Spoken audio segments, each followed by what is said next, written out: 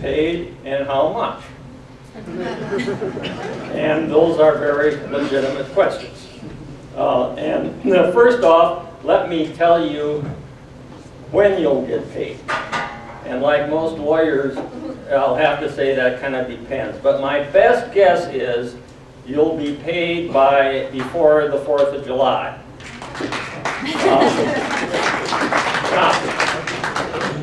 I know I'll probably have egg on my face because there are a lot of things that have to occur between then. We have to work things out with Kraft, and if there's disagreements with Kraft, we have to let the court decide what they're going to be. But we're moving ahead. One of the first things that had to happen was that Kraft had to provide us with your payroll records showing the departments you worked in, how many hours you have worked, and other things that were necessary for us to determine how much you were to get for donning and doffing.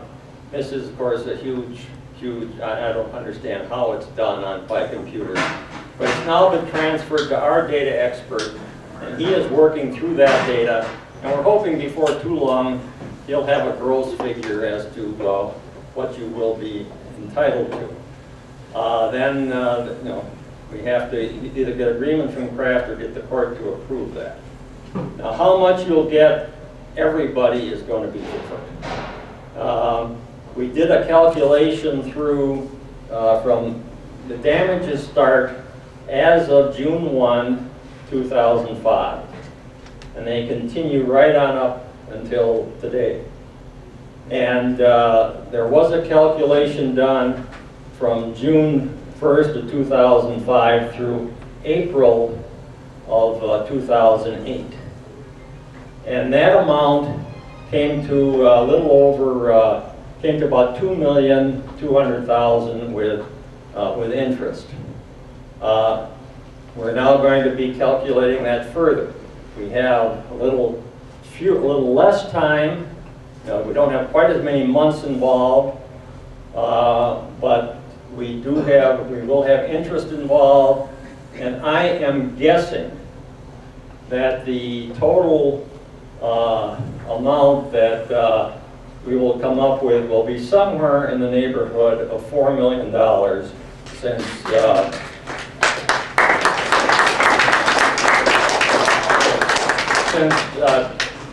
since 2005.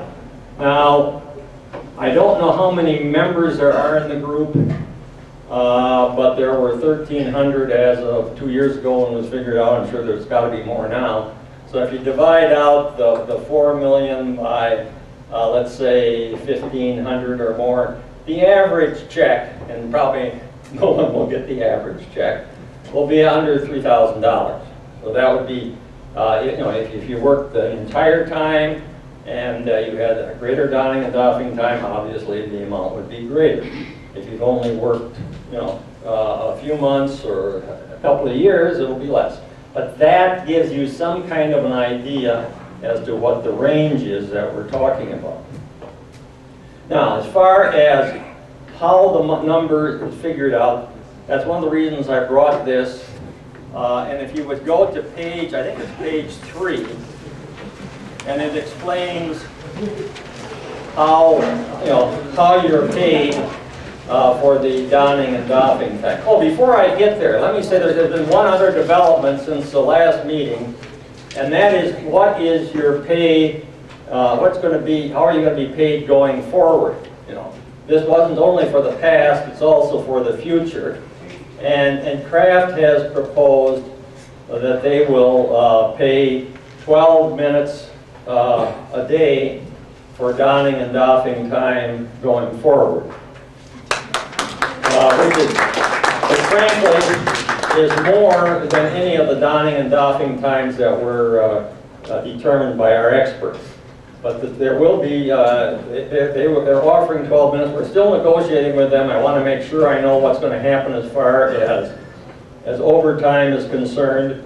And Doug Phoebus, who represents the union, is in the loop. I'm keeping him advised so that we can get his input into that as well. But this is something that I think what will happen is, I think they're going to want to cut off the past damage as easiest, and I don't see any reason why not to do it. The past damages will be cut off as of December 31st of 2010. Then they will be giving you a check for the time, once it's figured out, from January 1st, 2011 up until the time that they give you the check. And then the remaining amount, every month or week after, as long as you get paid, the amount will be added to your check then. So we've also made progress in that regard. Now, as far as how the pay is determined, and that is set out on page 3. And I won't be reading the whole thing to you, but rather I'll be hitting the highlights, and you can read this at your leisure. Also, this is on our website. You're all encouraged to go to our website to get up to date. But let's just, for example, take the 12 minutes. Let's say it was that there were 12 minutes a day, donning and doffing. And you then, let's say you worked 5 8-hour days. That would be 40 hours.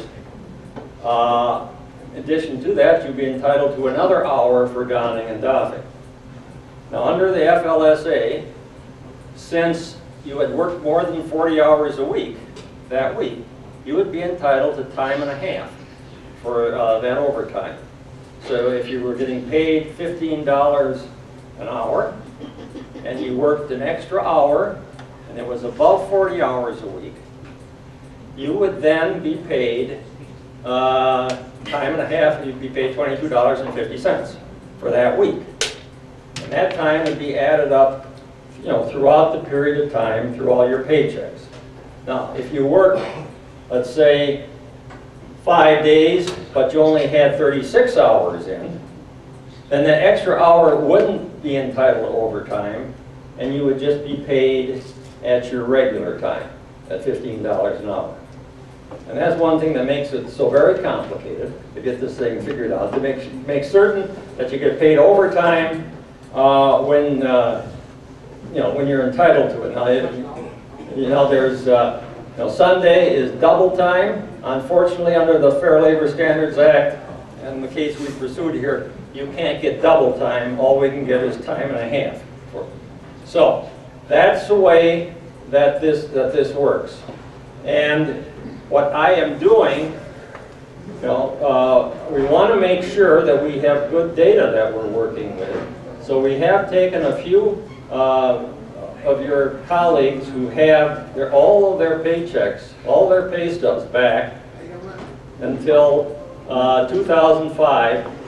And instead of relying upon Kraft's computer printout and our expert to massage that data, we have calculated them by hand, and then once he gets them and has a chance, once he makes his calculation, we'll then try to make certain that his calculations coincide with what we say they're supposed to.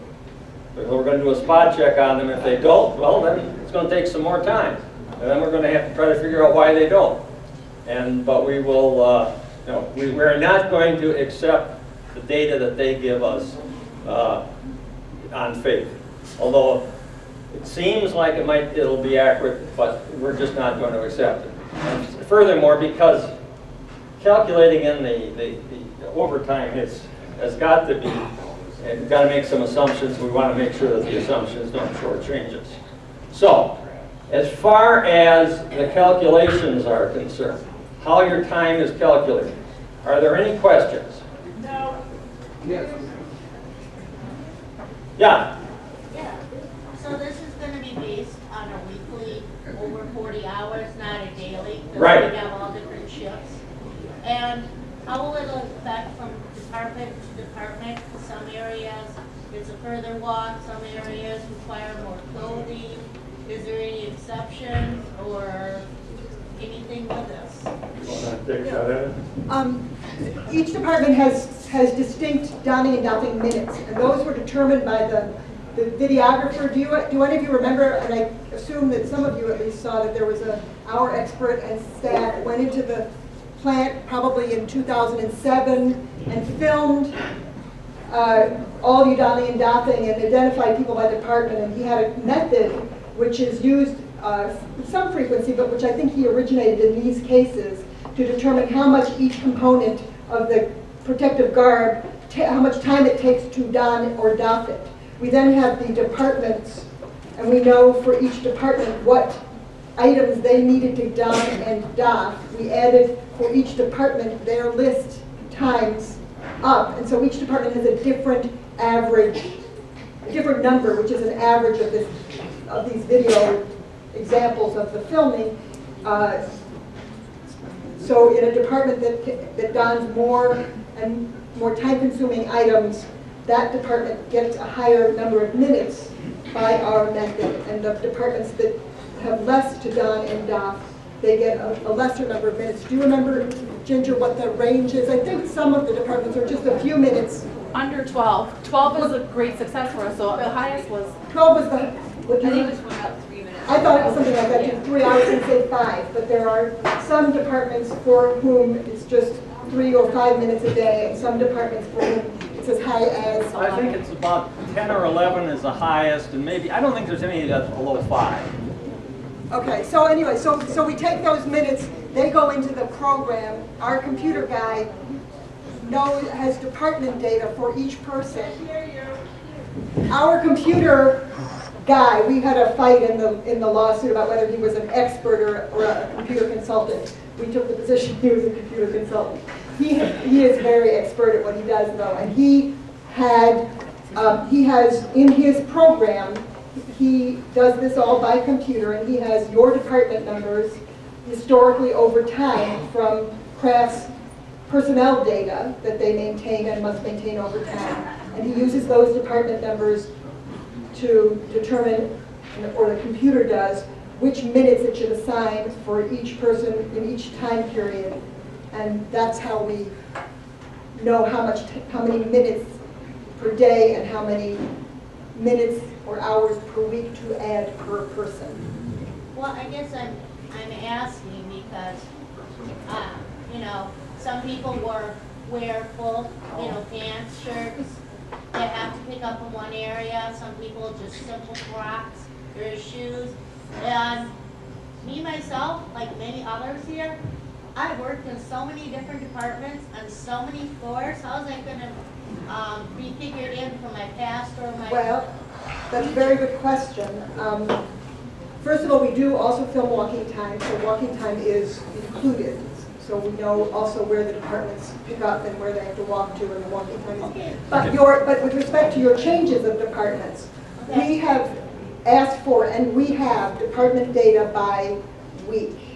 Some people say they change even more frequently. We're doing the best we can to make sure that we have accurate department information over time for each individual. It may, we think it's close to perfect. Whether it's perfect is, we'll have to see, but that's what... No, I mean, for years I've been in the same department. I put in over 10 years in one department. And with the newer changes with Kraft itself, I myself or others have been forced to go from shifts to departments, whether it's by seniority, by our choice, by theirs. And I was just curious on how that would play out. Do you think that... I'm also curious how it's going to, theoretically, it should work out. Okay. If you look at have your pay stubs changed, and their pay stub, it gives the department. You know if the department number has changed on your pay stubs? Oh, yeah. Okay, well, good. As long as the department number has changed on your pay stubs, that number should be transferred to our computer expert. So if you went from, JCon to someplace else, that should be picked up. Jim, Yes. she has now gone to the employee store. I don't need that. She has now gone to the employee store, which was excluded out of the suit. And how many people total were excluded out of the whole class? Me? Oh, well, do I start from zero now, even though I put